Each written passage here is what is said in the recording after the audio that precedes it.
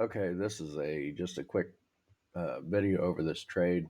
I was asked why I got in, and I'm asked that a lot, why I got into a trade. So um, you guys mostly know that I trade off percentages. I don't care if you call it a 1 to 5, a 5-star trade, 10-star trade. I use percentages. So I'm looking for 100% entry in order to stack on the bulk of contracts. However, if I get less of a percentage, then what we do is we go a little bit lighter in the trade. So if I get a 50 or 60% trade, I won't even take it, and that goes along off of the trade sheet.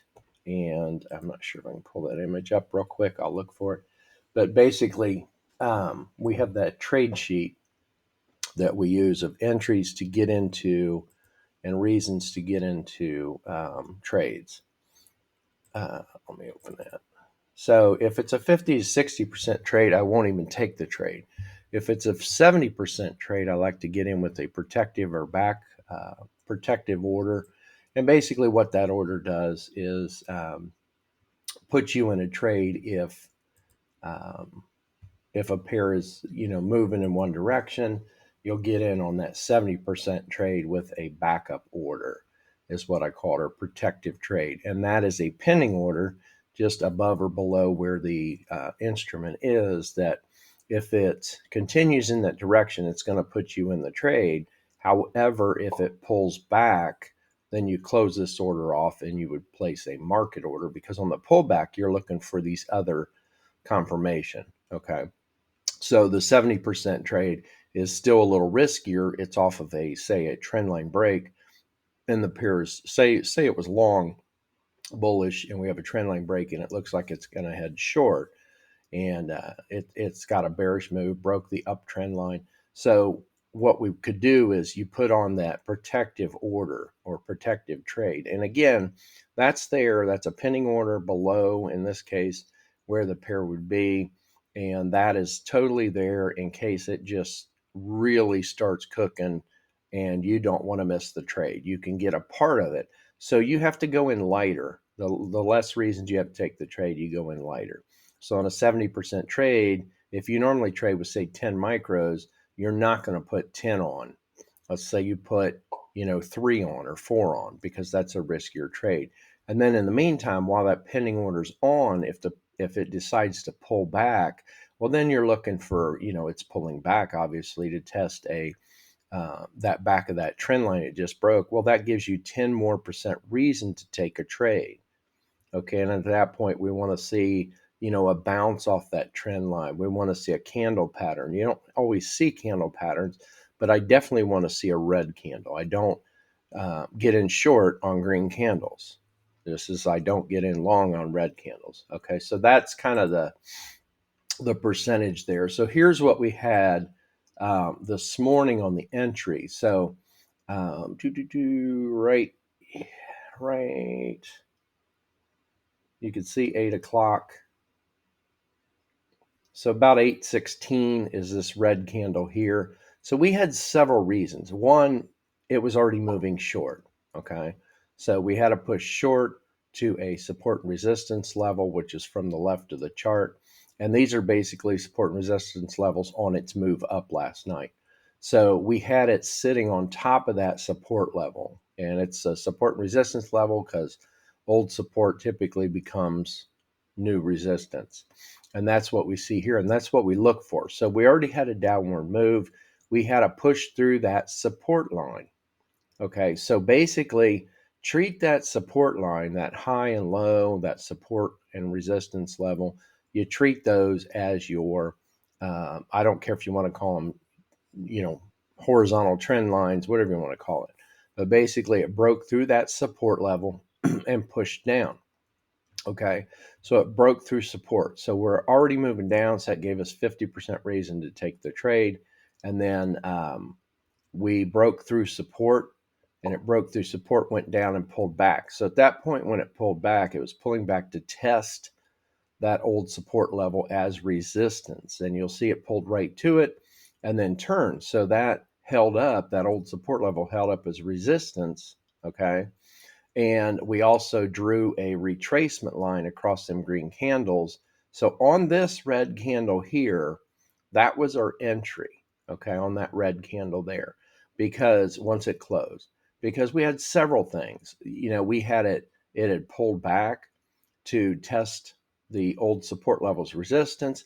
We actually have a evening star, which is these 4 candles. Evening stars can be made up of several candles.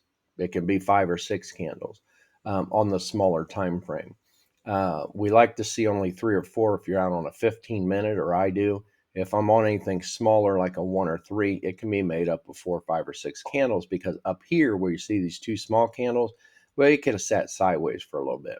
We didn't get that. So this is a really, really nice evening star formation with those 4 candles. And then ultimately, I always look for a red candle if I'm going to get in short. I want to see the bearish side of the market kick in there and say, hey, yeah, we're still moving short, okay, and take back over. So that's what we had. And I misspelled evening there. So we had several reasons to actually take the trade, and basically it came to over 100. Let me retype this. I'm hitting bad keys all over. All right. So basically we had, 50% because it was already moving short. It broke through support, which is right there. It pulled back to test that old support level as resistance. Also pulled back to test the down trend line. So I had drawn a down trade line here, right here, okay, to this point of the flat movement. So on this pullback, it did several things. It retraced, which is what we want to see. It hit the old support levels resistance, but we also had this down trade line. Okay, and the trade lines, I call them trade lines because I'm on a 3-minute or 5-minute time frame taking the trade, and I don't expect them to hold up for days or weeks or even hours. So those are just to support my trade. That's why I call them that versus trend line. So it broke the trend line, gave us an evening star. We had a red candle entry. So guys, that was actually 120% entry setup. So it gave us 20% bonus reasons to take that trade. So that's where we entered, and we entered full lots, whatever your max size, 10 micros, 20 micros, whatever it is. If you're trading micros, if you're not, whatever your max is, if it's one, say it's 5 contracts you're putting on, but whatever your max is, you should have maxed that out. So I went in with 20 on this one. And then as it went down and got near the targets, that's where we want to take profit, is as it's moving, because we need to take our daily money out of here. If you're trying to trade for a living, you need a paycheck. Well, then you have to, you don't want to sit here all day and not pull anything out. So we have recently here, it broke this target here, and then we had it actually pull back up through the target and test this inner trend line or inner trade line. That inner trade line was drawn off this high to this pullback high. Okay, now that's this one over here. So this inner trade line was from there to there, and that's the one it turned at. So you see, my stop was way out of the way. I was fully expecting that it could come back over here and hit this target to test it as resistance, and then this outer trade or mid trade line here, I guess it's in the middle, and then this is our outer one ultimately. So we had a good swing back, bounce right on that line, and then we had another push further, and we actually have to squeeze in the chart because that's our last low there. And then other than that, it's basically moving from this was our 4-hour uptrend line. Okay, and now this is as of yesterday. So there's Monday. So Monday it came down to hit our zone as we were trading it. Monday we were in short. It came down and tapped our zone. This zone is off a 4-hour time frame, off a low on a 4-hour time frame. So we expected it to turn there. Now, if it started moving through, we'd stay in our shorts, but we didn't, because down here we got a turn and we got in long, and then we were in a long till it broke this line.